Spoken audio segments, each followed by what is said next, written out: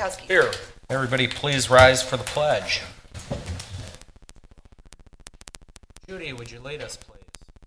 Just kind of start the pledge, please. Allegiance to the flag of the United States of America and to the republic for which it stands, one nation, under God, indivisible, with liberty and justice for all. Thank you. Approval of the minutes of 9/18. Has everybody had a chance to look at them?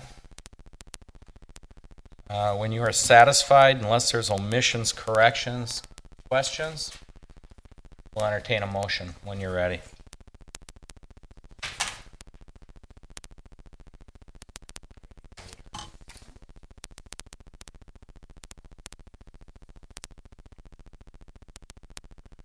Lorick will move to approve the council minutes of 9/18/2018.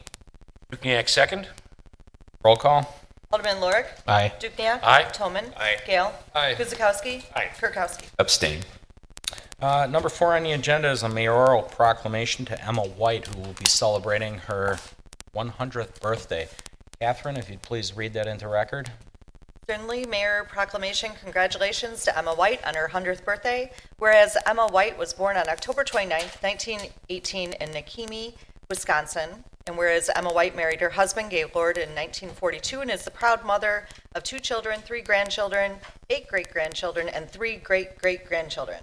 And whereas Emma White was raised in a rural German community, Emma's father was a parochial school teacher, and her primary education was all in the German language.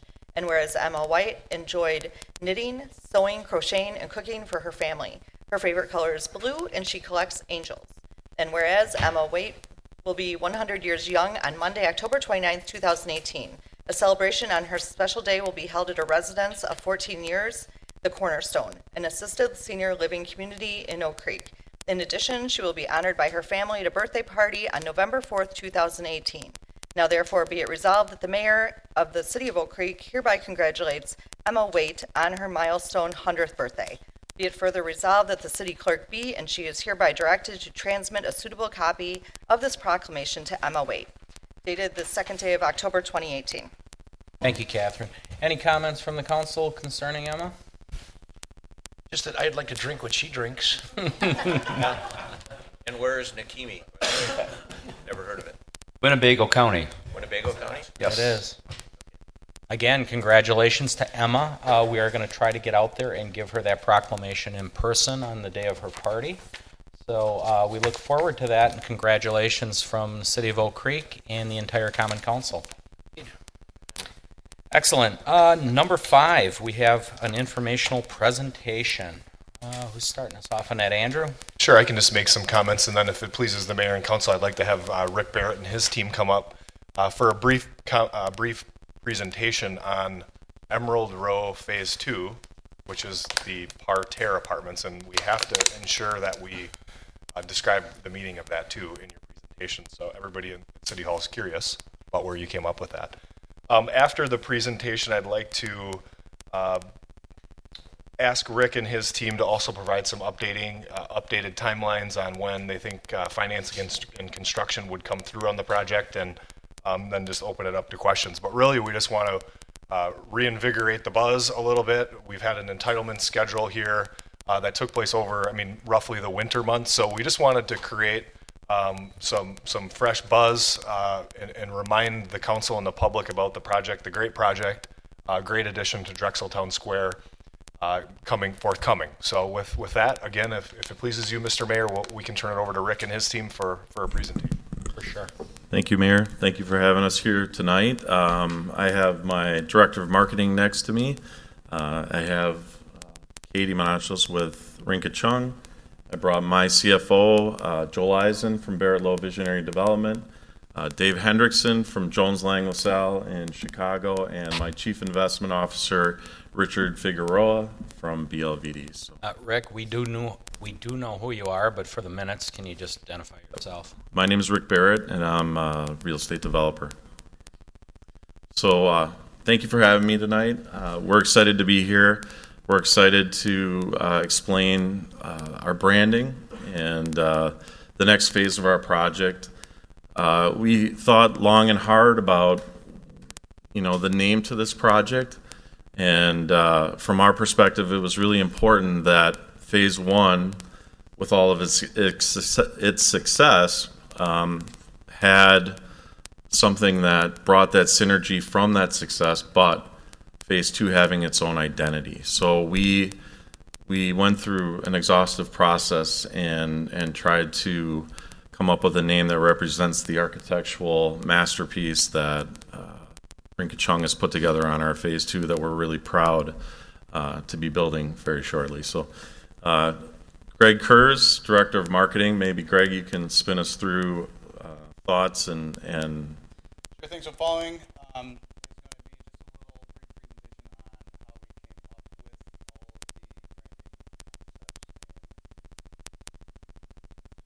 of the. Forward, we aim to provide the residents with an atmosphere that is each of the following: tranquil, exclusive, lush, serene, and secluded. So, given the layout, they'll have all of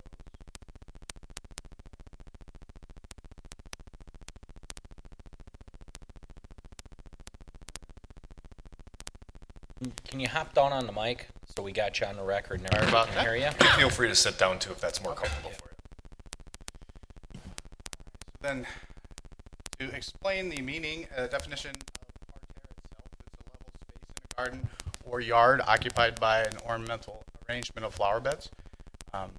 Parterre comes to English by way of French, where it means on the ground. The original idea of French parterre, with its carefully designed plots and walkways, was to present an artistic pattern when seen from above. English gardeners responded with the garden designs and tried to make their viewers half forget that they were seeing something created by humans rather than the untamed nature itself. So with Phase 2, these are some of the qualities it will have. So stylized walkways, as well as simplistically engaging environment, manicured hedges, and artistically geometric placing of all. And then here is our logo I designed. So,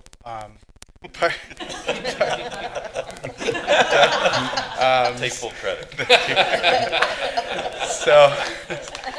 So with the parterre, obviously you notice that in the pictures it has the manicured pathways, the hedges, and all that. So I'd like to represent that in this logo, with one quadrant being the P for parterre, and then just a step and repeat, kind of symbolizing that that walkway, that pathway, that parterre. And from there, kind of just wanted to demonstrate where all of this parterre landscaping will be developed at the property. So all the outlying, the red outlined areas, both courtyards and the front of the buildings. Our color palette for the branding is going to be along the lines of this vintage organic palette. And some of the inspiration we're taking for the designs are similar to these forms and function kind of examples I'm showing here. And then following this, I'm going to turn it over to Katie here to explain some of the architecture of the project. So, Katie Menakis with Rinka Chung Architecture. Katie, make sure you speak in the mic. Sure. Thanks. So this is the northeast corner of the property on 6th Street, and directly north of this is the first phase for Emerald Row. This shows the most active corner with has a retail component or a fitness center component on the corner. This is the drop-off center, or the motor court, which we like to call it, which has a more dramatic approach that has integral lighting and landscaping. This is another view of that. This offers a view between the two masses that has the connecting, we call it a bridge between the level 2 and 4 on the building, and it kind of offers a view into the first courtyard, the most active courtyard. Another view to kind of draw the eye. This is a view of the northeast corner again, the most luxurious of courtyards, or the personal terraces. And this is a view from the south southeast corner, just showing the California-style cool and some of the wood grain and white fiber cement material palette. This is an aerial view showing the two courtyards that have dramatically different experiences. The north courtyard is more active, and the south courtyard is more tranquil.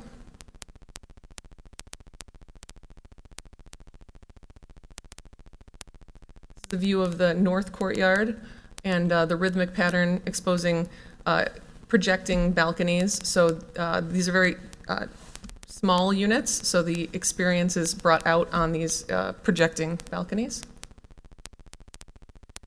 Another great view of the north courtyard showing the pool. Another experience from the north courtyard.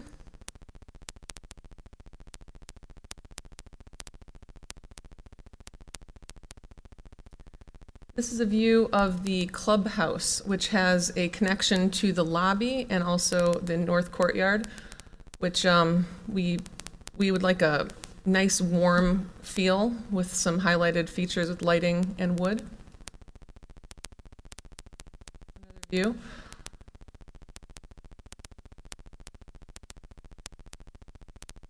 This shows more of the active area that's flexible for seating. You know, there's going to be plugins for people to just plug into their computer, dining, and an area that can be rented out for internal use of warming center and a bar area.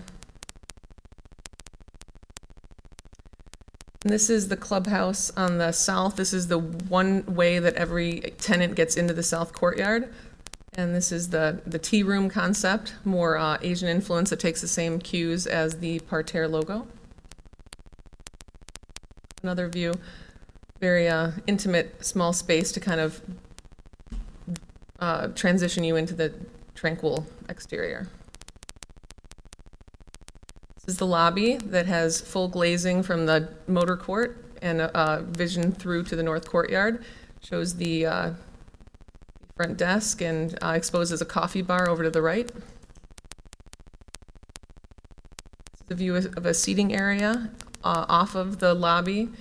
We have ample amenity space on this project, and it shows the stairway up onto the second level, a connection for the south courtyard to get over to the north courtyard without going outside.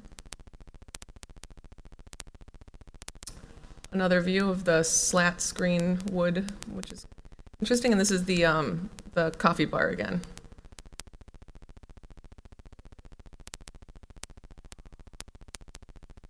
Thank you.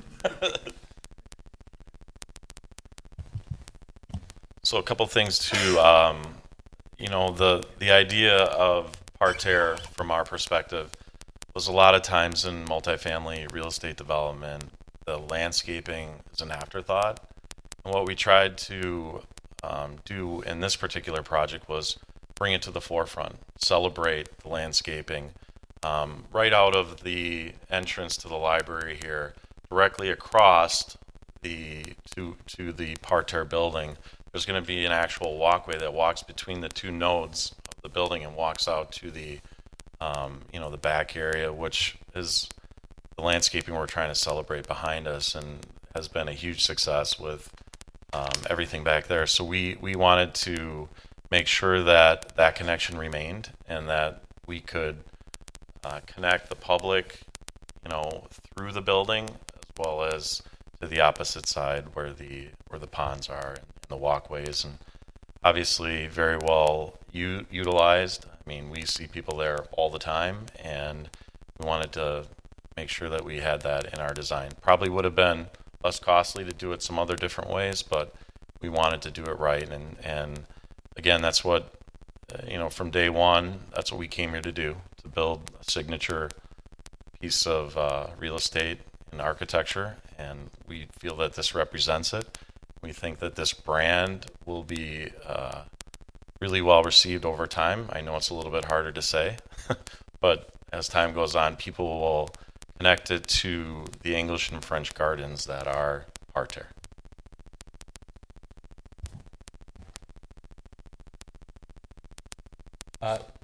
You got it, Andrew? Sure. I think you're going to transition into a little bit of the Q&A with Dave's mug up here on the screen. So I just want to say that I think that we pride ourselves on partnerships here in Drexel Town Square in the city, and a lot of the people sitting up here, excluding me, have had a big part to play in Drexel Town Square. And Rick, we always have applauded your vision, pushing the boundaries down here, creating a market that really didn't exist, and you've been really successful here, and in turn have made our project successful. Switching gears to phase 2, we are a little bit behind where we thought we'd be, and I just wanted you to be able to express some of the rigmarole, if you will, from a financing standpoint, from a really a groundbreaking standpoint, where we thought we'd be. We're a little bit behind, and I just wanted you to have the ability to talk to the council a little bit about what you've been up against and what the next steps might be in that regard. The city has obviously is a partner in the project via its tax incremental financing agreement with you, and certainly increment and finances are key and king in our minds, but most importantly, getting the traffic, getting the holes that remain in Drexel Town Square filled up with commitments that have been made, getting the synergies in Drexel Town Square, your 200 plus, 240 plus units, another 500 residents or so will really help that along. So that's equally paramount to us. So if you could just describe a little bit to the council where we're at and where we've been and where we go here to get to that groundbreaking. Yes, so this particular project is of high design. And with that, we've been on a run in this city for the last 4 years of significant increases in construction costs. We have been working with our contractors to make sure that we can build this high design project at the right construction costs, and we now have that. We have a 100% set of drawings. We have the permits in place with the state of Wisconsin. We've had 3 addendums that we've worked with the city of Oak Creek. We're very close to having that complete, I would say, in the next few weeks. We've been able to receive a term sheet from a bank, local bank, and we are in the process of going to committee with them next week. So it falls along the lines of that's the first part of our process. We need to get to our senior loan, and we feel very comfortable that that'll happen next week. And then after that, we're going to be backfilling the equity and some of the things needed behind that. So I would say the first piece is the senior lending piece, and then from that point forward, we will be pushing the other pieces as fast as we can. There's nobody in this room that wants that project up faster than me. So I did bring along my finance guys if you had any particular questions associated with marketplace or any of those type of things. Being that the big piece is hopefully coming into play next week with the senior loan, can you describe anything that you foresee at this present time that could, potentially delay the project any further, or just anything that you can think of that, we should concern ourselves with as, partners on the project in the next, 60, 90 days? Paramount to us, for the council's benefit, I've been apprising the council along the way as you've kind of gone through this financing process this summer. So they're attuned to the struggles and the delays, I should say, not struggles, that you have kind of incurred. So if you could just describe, is there anything that you can foresee that would, shake our confidence that we can get to a groundbreaking yet this fall, meaning, the next 60 to 90 days? Are you prepared to work through the winter season? Those kind of questions. Yeah, I think first thing I would say is we prefer starting construction in the winter, so that is of no problem at all. So as soon as this project's, the finishing pieces to the financing are in place, we will start construction. I did bring Dave Hendrickson here. Dave is part of our team. He's on retainer for this particular project on both the debt and equity side, and maybe he can speak to the marketplace and things that may or may not be things that we need to think about. I think he's probably one of the most heralded finance guys in the capital markets in the United States, so I think we're fortunate to have him here today. Thanks, Rick. And Dave Hendrickson. So the finance market, I travel around the country, and I call it my hobby, construction. I started doing construction loans, construction projects in 1992 in Arizona. Have continued to do this throughout, other than a few years during the recession. I am currently working on projects in the Chicago area, Scottsdale. You can see the first project up here on the list is one that we just closed this year, which is a combination of an existing property as well as a third phase construction. Rick touched on it. Costs have been spiraling upward nationally. It's in every single market. So when I hear about projects, I also do a lot in Nashville, and you hear about projects and somebody says, well, I'm going to build it for this much. And I say, okay, how, and they ask me, can I finance it? And I said, absolutely, I can finance it as soon as you have your GMP, which Rick now has. Ultimately, they can't deliver the number they tell me.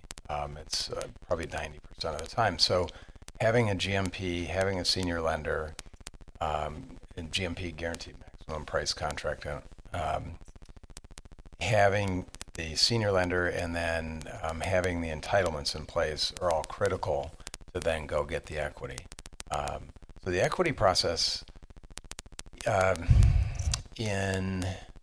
before the pre-recession, you could go get equity and probably get it done in 60 days.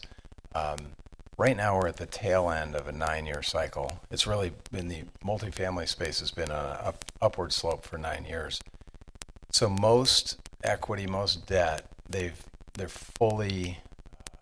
spent almost all their capital they have or are fully invested in the multifamily space. So it's not as easy as it was, 5 years ago, 6 years ago, even 2 years ago. And so that does impact it. It's a process where there are a lot of different parties. We go to probably 200 different equity sources. And the reason we go to 200 is because 150 are out of business right now, and the other 50 are looking at transactions very selectively. The other piece of the puzzle is Oak Creek is competing against California, Arizona, Nashville. I mean, it's a national competition for dollars. So it's a time-consuming process. So to put a deadline on it is difficult simply because of the fact that it can take 4 months easily to start right now and go get equity financing. It's just as soon as you have a term sheet in hand, you start negotiating. I mean, that alone could be 2 months.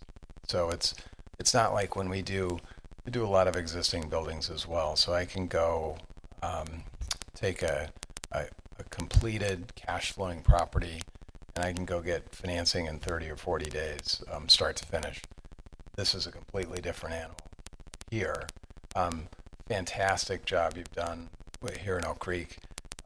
Emerald Row 1 is a huge success, really exciting, and I have no doubt that we can get it financed and get it done, just as time consuming. I think it's Dave also provided the Metropolitan Life refinance that we did on Emerald Row 1. So he clearly understands Oak Creek. He clearly understands what we're trying to do here, and he's been with us all the way along. And obviously his credentials are really strong. Questions from the council? Comments? Rick, have you, I imagine you got your pulse on this. Your view of the strength in the multifamily market still in this part of the world, the suburban, south of downtown kind of sphere. You know, downtown is a kind of animal. Got another, you know, HSI obviously has another product, but different kind of level. What's your thought process on?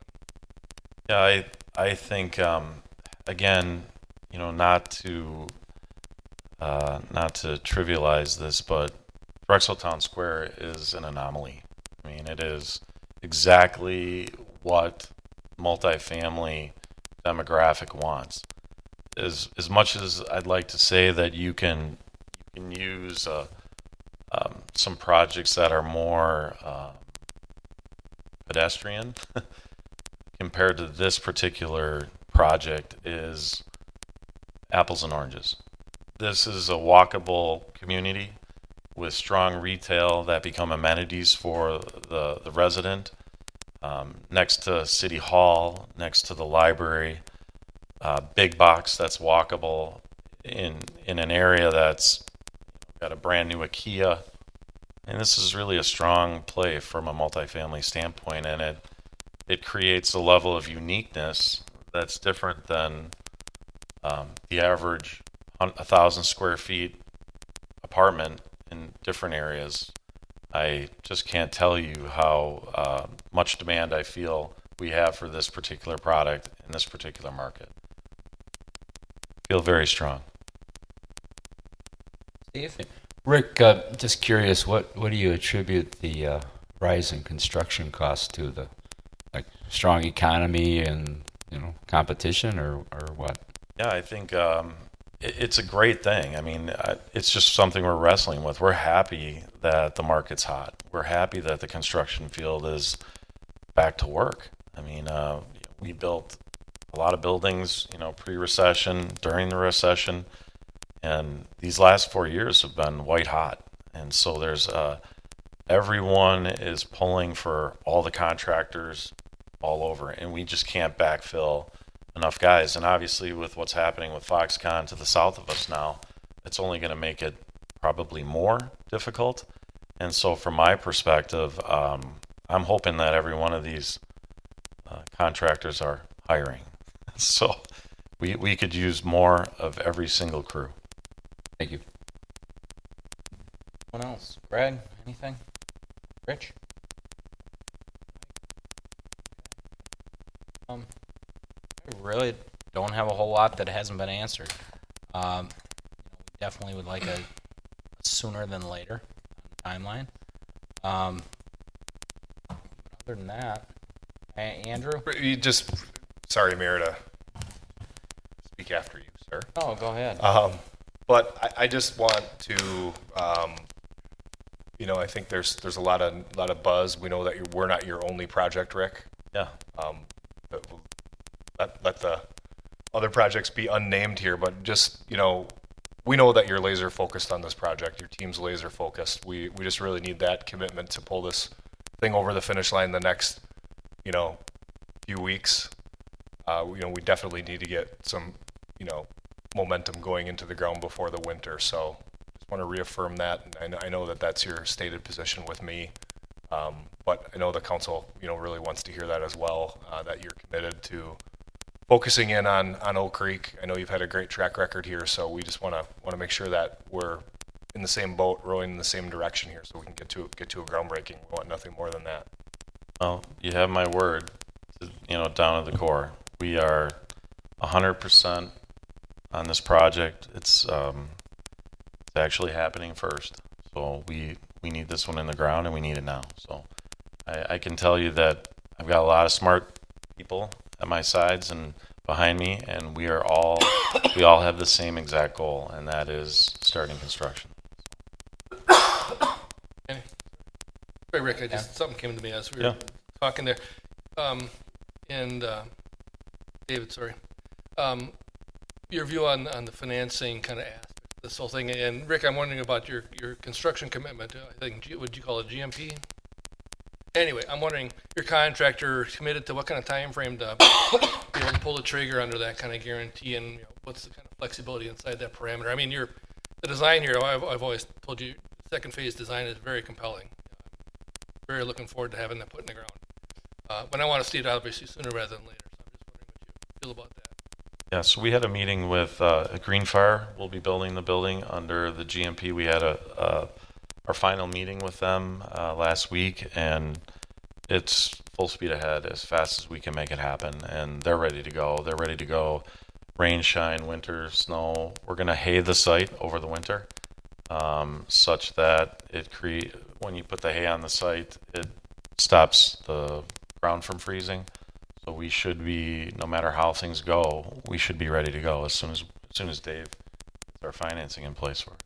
What would be, Rick, your follow-up, my follow-up to that, what would be your time frame once you actually put a backhoe on the ground, your first day of leasing? What's it look like? Great question. We have 2 deliveries. We're going to have the first delivery 16 months after we start construction, and the remainder of the building at the 20th month will be fully complete. So we have a full-blown, day-by-day schedule with Greenfire, and I feel very comfortable with it. I think, we were ahead of schedule building phase 1. We went in the ground a couple months earlier than we had hoped, and we finished a couple months earlier as well. So feel really good about where we're at. Maybe just to further Alderman Gale's question, that GMP commitment essentially, if things don't come together in X time frame, I'd imagine that there's a clock on that. I think that was what Ken was alluding to. Could you just speak to that? Is that another external threat to, the project moving forward if financing doesn't come together in 45 days or 60 days, whatever that time frame is? Is there any, is there any way that GMP could be compromised at any point in the near future? We are currently tracking, our goal here was to start construction, by Thanksgiving, by November 1st, Thanksgiving. And in that process, we had, all the winter conditions baked into the costs. So I think on top of where we're at right now, there wouldn't be any add-ons on the GMP. So they're telling me that this price is good for the next 6 months. So I feel very comfortable that that's true. And David, Rick, and percentage of your capital stack you're going to try and seek from the outside relative to what we know about what's already there? Sure. The last dollar in is approximately 80%. So it's we do transactions up to 95%. So it's a reasonable, again, if we were doing 90 or 95%, that's probably downtown Chicago or Phoenix or Florida. It's one of the hotter markets. In Oak Creek, it limits it to about 80 is realistic. 79, 80. It seems like a lot. It's not.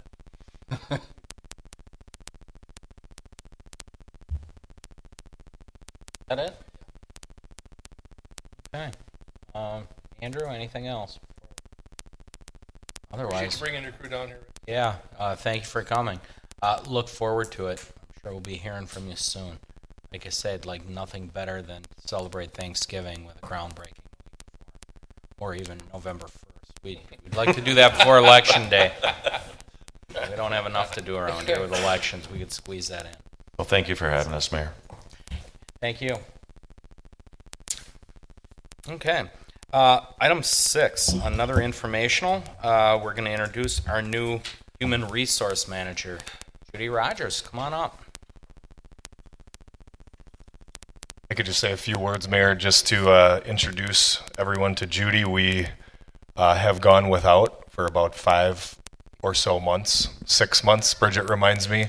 It's been a very interesting few months. We've had a lot of team members, specifically Bridget, specifically Marie, and really just a committee of people that have stepped in and filled the gaps to the degree we could without having an HR professional in the building.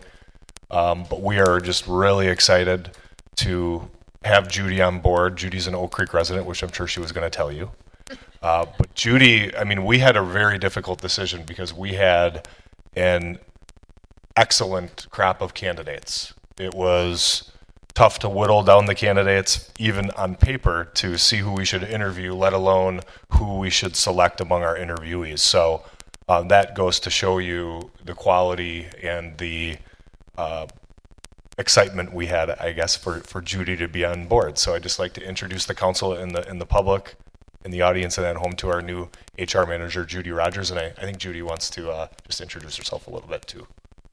Good evening. Thank you, Mayor, ladies and gentlemen, for inviting me here. I am very excited about joining Oak Creek's City of Oak Creek. I'm looking forward to maintaining employee relations and making sure that we hire quality staff to continue the great job that's been going on here. I'm a resident, as Andrew has stated. I've been here since 2005. My kids went through the Oak Creek school system, all done, yay.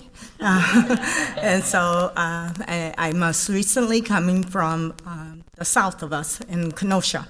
So I was a transplant in Kenosha, but I was there for 16, almost 17 years, back and forth.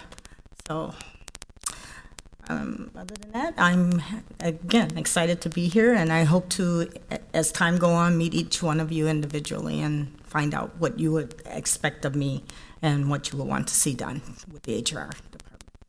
Okay? Any comments, questions for Judy? Judy, welcome to Oak Creek, and I expect that you really enjoy your 10 or 15-minute drive to work. Yeah, I do. The first thing I asked you, yesterday or this morning? How was your... Yes, it was great. No problem. Thank you. Welcome, Judy. All right. Item 7, another informational summarized treasurer's report. We have Barb with us tonight. Good evening. As always, just go through the beginning ending balance and the differences in there. This is as of August 31st, 2018. Our beginning balance was $40,749,011.95. Ending balance $32,159,496.09. Out of that, interest earned was $63,134.76. That is a decrease of about $8.6 million.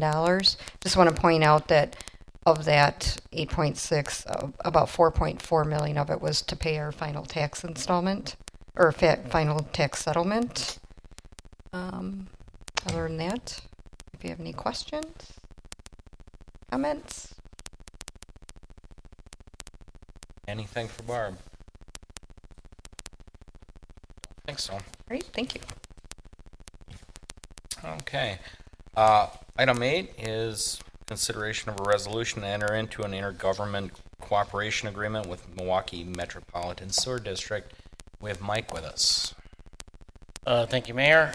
So this agreement is to establish responsibilities for design, construction, and cost sharing in the acquisition and demolition of 2 properties that are going to be ultimately acquired by the city.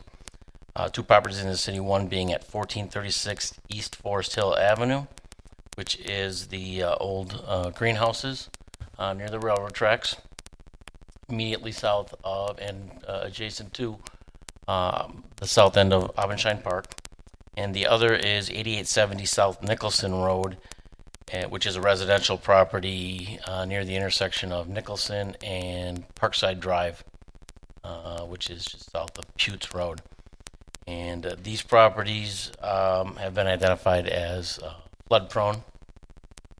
And as such, they were candidates for MMSD funding, some grant funding that they were pursuing to acquire these properties, have the structures removed, and then to leave the properties basically vacant so that they can be used and help in the flood mitigation.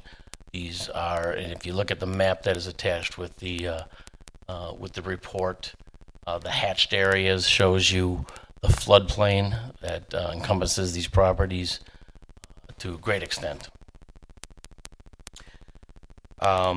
So with this agreement, one, let's go back a little bit. The 1436 East Forest Hill is a 12.25 acre parcel.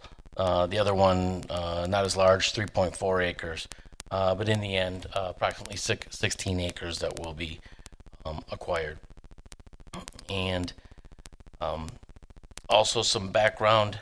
The city had, at the request and ultimate direction of the council, was looking to acquire 1436 East Forest Hill and to annex it to Abendschein Park. And that was part of the master development plan for Abendschein Park at the time.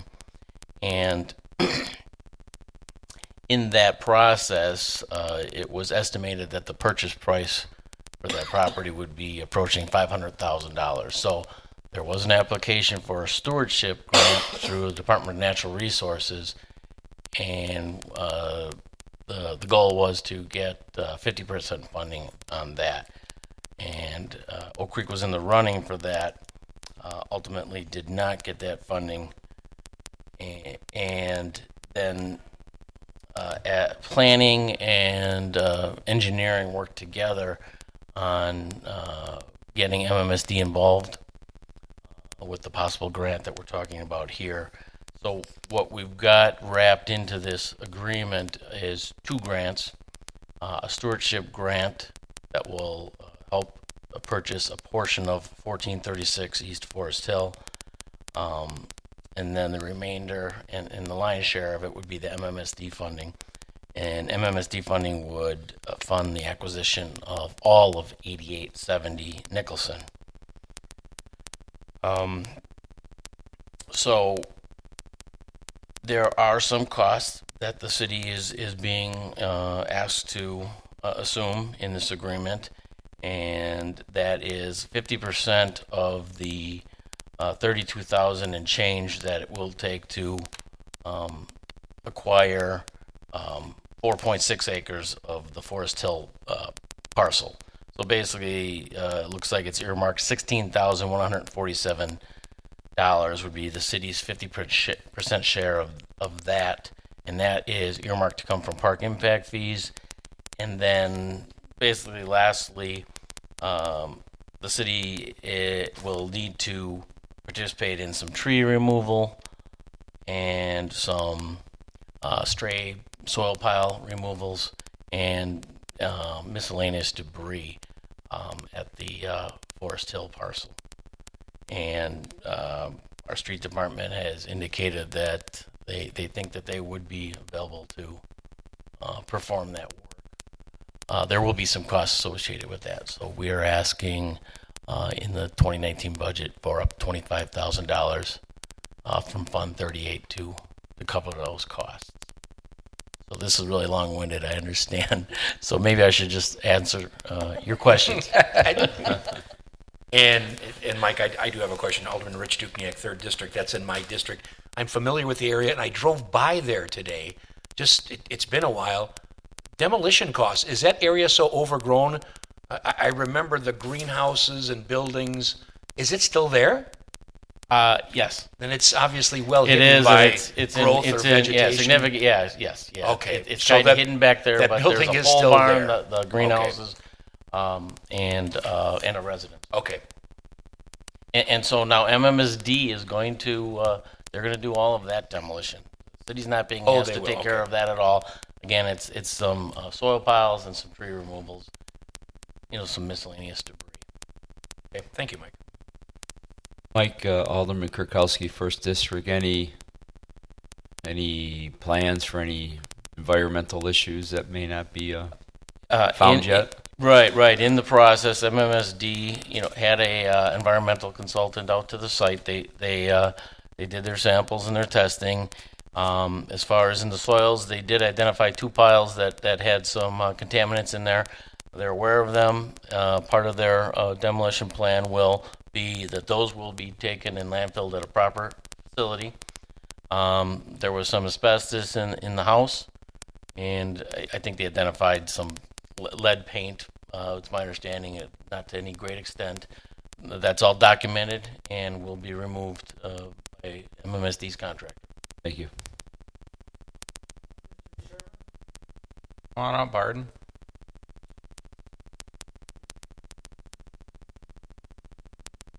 You should speak is on this one. Go right ahead, please. Arden Degner, 8540 South Pennsylvania Avenue.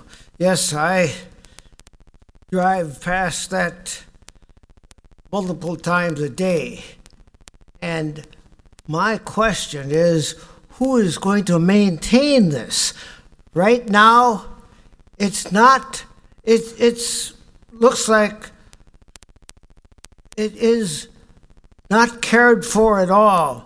There's rope stretched, there's over the former roads that were leading to the greenhouse, and I used to go to the greenhouse and glad to purchase the items there. But it has been, who and how much is it going to cost the city to maintain this? It looks like at least you should put a fence up to protect the protect it from whoever wants to drive in and do whatever it is. My big question is are you planning to make this another park? Which could very well be. We're having parks in every block, it seems. But can we afford that kind of thing? And if we purchase this, it is our responsibility to take care of it. How much is that going to cost? All I see is big dollar bills out of our taxpayers' pocket for the for the storage, or whatever it is, MMSD. Doug, you want to help answer that one? Oh, just sure. Just a couple of items of note. This property, again, as Mike had mentioned, was part of the master plan for Avonshine Park. Remember, Mike gave you a figure. The anticipated purchase price of that was upwards or close to $500,000. And if we were to have applied for and received the stewardship grant, that would have been $250,000 of a local match. Look at the number that you're spending here, $16,000. And I think Mike was very understated in that, but I think that a good deal of credit goes to two people in the engineering and planning departments, Bill Burmeister and Pete Wagner, who shepherded this through the process, saved the city over $200,000 on a property it was going to acquire for the expansion of the park. Now, to address Mr. Degner's question, part of that being acquired by the sewage district, they're acquiring it so that it's not developed. So it will be restored to some semblance of a natural state and just maintained as we do natural areas in our other parks. The remainder, and this includes some of the hard surfaced areas, are being acquired through stewardship funds, and that allows the city to make use of those surfaces to put trails in, put a trailhead, do the things that we would all look to see in the developed community park. So it allows us to accomplish our goal of expanding the park, preserving floodplains, and being, I guess it'd be more than fiscally responsible, is it's just a great a deal for the city in terms of the amount of park impact fees that it's expending to get this type of acreage adjacent to Avonshine Park. So again, kudos to Phil and Pete. A good deal for the city. I think that it allows for a substantial amount of use, but it also allows for preservation of the floodplain. So this is one of those very rare occasions where I think this is a win-win-win for everybody. Well said, Doug. And again, this has been going on for a number of years. I was still on Park and Recs when we addressed this. And I can't agree with you more. Phil and Pete did just an excellent job with this and what they did for the taxpayers. These are one of these things that nobody ever really sees or truly appreciates. But really, to add on to the park at this cost is absolutely nothing. And we're really taking care of blighted property at MMSD's expense. So this is really reasonably done. It's my understanding, at least the last Park and Recs meeting I was at, that as Doug said, it's really just going to be a south entrance into a walking path into Abendschein, and it's going to remain more of it in a natural state more than anything. So a question on, so that's the asphalt drive where the mailbox is, and it looks like a wishing well, which would have been the entrance to that residence, the house and the garden. So that will be access point to the park? Well, as you're aware, there's a master planning process going on for Abendschein Park as we speak. At least as it's intended for that portion of the property for the park. I mean, it allows the city some options with respect to whether they want a trailhead there, whether they want parking and trails. I mean, so they've got some options with respect to what they can do with that existing hard surfaces. So I can't sit here tonight and tell you exactly what that will be. Okay. But that planning process will bear that out. Thank you. Chris? I was just, Chris Guzikowski, 6th District Alderman. So I was going to just mention that, last year at Parks, Pete did bring up the fact that they were applying for the grant, and was really actually disappointed when it came through that we did not, get the grant. In hindsight, is everything now. And fast forward to the partnership that he was working on with Phil, and they were talking to MMSD when this potential solution came about. So it truly is a great solution for this area. And one more thing the public should be made aware of. The actual property owners that have this property were very cooperative with the city to work with us, and they were very patient over a number of years because they were paying taxes on this property. And they could have tried to do other things with it, but they really did the right thing for the city. Great. Ken? Thanks, Mike. We talked this morning a little bit. Maybe for the rest of them, you could share a little bit what you anticipate in terms of, it's laid out here in terms of item number K on page 2 about maintenance duties being assumed by the city and some of the other actions with the tree removal, and what kind of costs we're looking at, in your opinion, on those for some of that stuff to kind of get it off the ground. Yeah, right. The bulk line share of the work that has to happen to get these parcels shaped up, graded, cleaned up, structures removed, again, by MMSD's contractor. They are going to create the plans, the bid documents. They're going to give us the opportunity to review those and comment on them.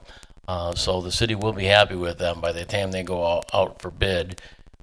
And again, really, the city's only contribution as far as getting these properties shaped up are, again, the tree removals, and it's defined in the agreement. If you look at some of the items here, what's the limits of the trees that need to be removed? What's the size of the trees that we need to be responsible for removing? It's all defined in there, so that'll be very, very clear. The effort, it's fairly well understood. What the effort is going to be on the city's part. And your opinion of ongoing maintenance on this entails what exactly? Like Doug mentioned, there's some pavement out there, and I believe the initial thought is we'll use this as it sits, and whether that be for vehicle parking for people that want to park and then enter into the main Abendschein Park. And is that going to be supplemented in the future with some trails?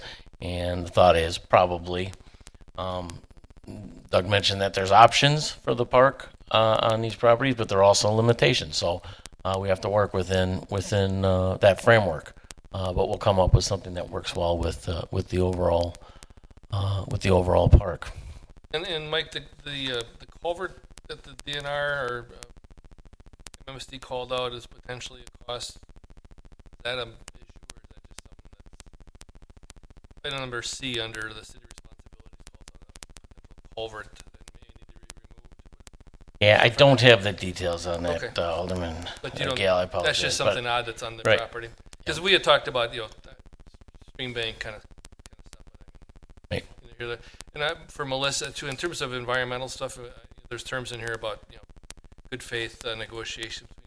If there's environmental that's pre-existing, just a previous owner does not get absolved of environmental problem they caused just because they sell the property. the language is that, again, there was the environmental assessment done on the property, the testing and everything. There are provisions in here if something is found that was just not found in this, in that effort, that the city and MMSD will work together to resolve that issue. As far as the legalities, is if the previous property owners are going to be pulled into that, yeah, I guess I don't know that I can answer that, but I mean, down at the lakefront, we used, the state had the VPLE program. Day-to-day legal. Just to offer one comment, Ken, I would say that for the provision that you're looking at, to this point, I would say our conversations are such that we are fairly satisfied advising the council, recommending that we enter into this agreement at this point, given the testing that's been done, sampling, so to speak. I don't want to mischaracterize it using those terms carefully, but I think the kernel of your question was as to MMSD taking ownership of these properties within the next 120 days after the effective date of this agreement. I think it's very fact-specific as to whether or not there would be something that is known or should have been known to MMSD and the city in terms of the transaction on behalf of those property owners. So I would say my conversations with Phil particularly, we are very satisfied to move forward. So that isn't a concern. Famous last words, we're only as good as the information we have. I am satisfied, though, saying that we will negotiate in good faith with MMSD, given the nature of what this agreement is. I think that we're on solid footing. If nothing else, motion, please. Dukenyak, move to approve resolution number 11989-110218. That's a resolution to enter into an intergovernmental cooperation agreement with the Milwaukee Metropolitan Sewerage District to establish responsibilities for design, construction, and cost sharing for the acquisition and demolition of structures in the floodplain at 1436 East Forest Hill Avenue and 8870 South Nicholson Road, identified in the district's Oak Creek Watercourse Flood Management Project. Kirkowski will second. Roll call. Alderman Dukenyak. Aye. Toman. Aye. Gale. Aye. Guzekowski. Aye. Kirkowski. Aye. Lorick. Aye. Item 9 is the License Committee. I'd like to turn that over to Alderman Kirkowski. Thank you, Mayor. I'm hopeful that everybody has had a chance to view the Common Council report and all the items that are on that with regards to the License Committee. Does anybody have any questions? Seeing none, Kirkowski will make a motion to adopt the License Committee recommendations as listed on the October 2nd, 2018 License Committee report. Dukenyak, second. Roll call. Alderman Toman. Aye. Gale. Aye. Guzekowski. Aye. Kirkowski. Aye. Lorick. Aye. Dukenyak. Aye. Item 10 is consideration of a motion to approve the September 26, 2018 vendor summary report. Bridget is here to take your questions if you have any. Any comments, Bridget? Okay. If there are no questions, motion. Bill move to approve the September 26, 2018 vendor summary report in the combined total amount of $421,770.95. Guzekowski will second. Roll call. Alderman Gale. Aye. Guzekowski. Aye. Kirkowski. Aye. Lorick. Aye. Dukenyak. Aye. Toman. Aye. Item 11 is consideration of a motion to convene into closed session pursuant to Wisconsin State Statutes 19.85, Parent 1, Parent G, to consider the notice of claims submitted on behalf of Milwaukee Flower Source LLC regarding automobile damages sustained on May 3rd, 2018. Common Council President Gale. Thank you, Mayor. Gail will move to convene in the closed session pursuant to Wisconsin State Statutes 19.85 sub 1 sub G to consider a notice of claim submitted on behalf of Milwaukee Flower Source LLC regarding automobile damages sustained on May 3rd, 2018. Guzekowski will second. Roll call. Alderman Guzekowski. Aye. Kirkowski. Aye. Lorick. Aye. Dukenyak. Aye. Toman. Aye. Gale. Aye. We'll now convene into closed session, and we will reconvene at its conclusion. Roll call. Alderman Kirkowski. Aye. Lorik. Aye. Dukenyak. Aye. Toman. Aye. Gale. Aye. Guzekowski. Aye. We have to raise our hand now? Oh, okay. That's part of the deal. Motion. The mayor's got to call for it first. Yeah. Waiting for you to end your conversation. Didn't want to butt in. Consideration of motion to take action. Gail will move to approve the notice of claim submitted on behalf of the Milwaukee Flower Source LLC regarding automobile damages sustained on May 3rd, 2018. Oh, In the amount of, Do you want the exact amount? I don't have it.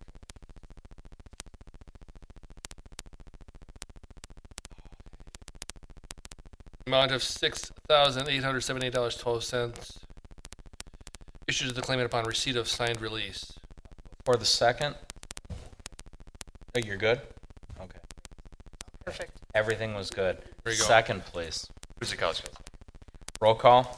Alderman Lorik. Aye. Dukenyak. Aye. Toman. Aye. Gale. Aye. Guzekowski. Aye. Kirkowski. Aye. Brings us up for adjournment. Gurkowski will make a motion to adjourn. Oracle second. Roll call. Alderman Dukenyak. Aye. Toman. Aye. Gale. Aye. Guzekowski. Aye. Kirkowski. Aye. Lorik. Aye. Great. Thank you all for tuning in or streaming in, whichever you chose. Keep in mind, Farmers Market is going on, and our Fall Fest will be coming up here on the 20th. So please get out there, discover, and celebrate Oak Creek. Thank you.